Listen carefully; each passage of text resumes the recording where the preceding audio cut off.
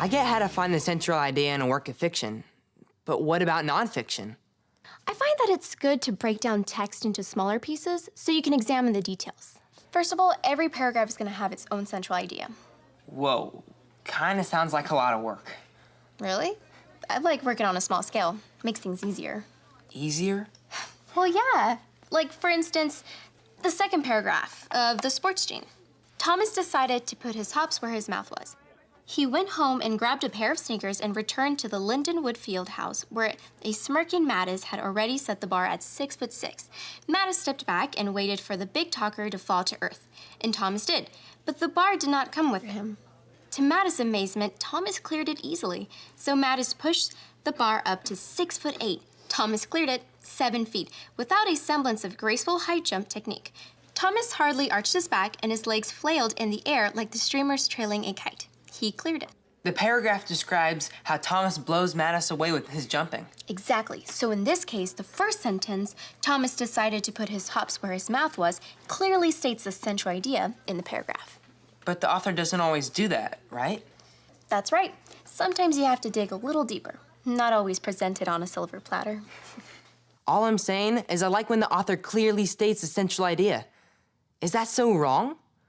Whatever happened to simplicity? When the idea is right out there, well, it doesn't really give the reader a chance to make it personal. I like making connections to real life. If the central idea isn't directly stated, then we need to infer it. So to infer, we need to... Analyze the details, right? Yes. How about the fifth paragraph?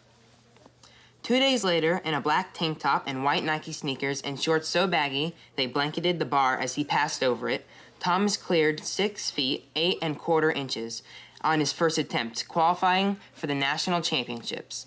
Then he cleared 7 feet and 1/4 inch for a new Lindenwood University record. And then, on the 7th high jumped attempt of his life, with rigid form akin to a man riding an invisible deck chair backward through the air, Thomas cleared 7 feet 3¼ inches, a Lance indoor fieldhouse record.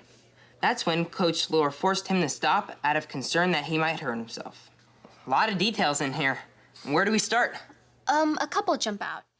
Shorts so baggy they blanketed the bar, in his rigid form akin to a man riding an invisible deck chair backward through the air. Sounds like Thomas didn't have the right clothes or technique. But he's still nailing it. Right. On the 7th jump attempt of his life.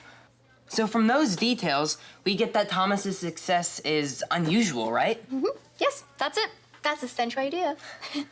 Turns out, finding the central idea is all about analyzing details, whether you're reading fiction or nonfiction.